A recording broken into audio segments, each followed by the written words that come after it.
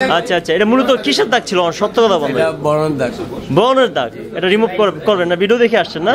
আপনি আমাদের এখান থেকে হেয়ার রিমুভ করতেছেন, কেমন রেজাল্ট কেমন পাচ্ছেন আপু? 30 মিনিট থাকবে, থাকার পর আমরা এটা মুখটা ক্লিন করে ছেড়ে দিব। দেখেন আমি কত সহজে কাজ করছি ভাই। ঢাকা কেন আসলেন আপনি? ঢাকা এখান থেকে আমার মানে ফ্রেন্ডসের কালার এক দুজন করা গেছে, তো ও মানে ভালো হয়েছে, ও তার জন্য আসছে। আর এই জন্য আসছেন? আসতে পারেন একটাই কারণে চিন্তা করছে লেজার সেন্টারে যাবো, দাগ কি বাড়তে পারে কিনা, কালো দাগ বাড়লো কিনা, মুখ পুড়ে যায় কিনা। আচ্ছা আচ্ছা, এই কনফিউজ ছিলেন আপনি? হ্যাঁ, কারণ বিভিন্ন লেজার সেন্টারে অথবা বিভিন্ন ট্যাটু সেন্টার গুলোতে প্রবলেম হলো যেটা ওরা ফ্রিকোয়েন্সিটা বুঝে না, উল্টাপাল্টা মারে।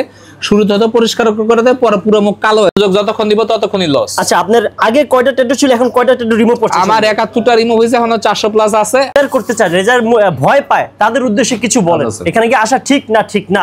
প্রথমে ভয় পেয়েছিলেন? ভয় পেয়ে 1 বছর আসে নাই। আচ্ছা, ভয়। 1 বছর ধরে প্রতিদিন বলছে আসবো আসবো। আচ্ছা আচ্ছা, 1 বছর ধরে বলছে আসবো আসবো, ভয় পাচ্ছেন। 1 বছর পর অবশেষে ভয় কেটে গেল।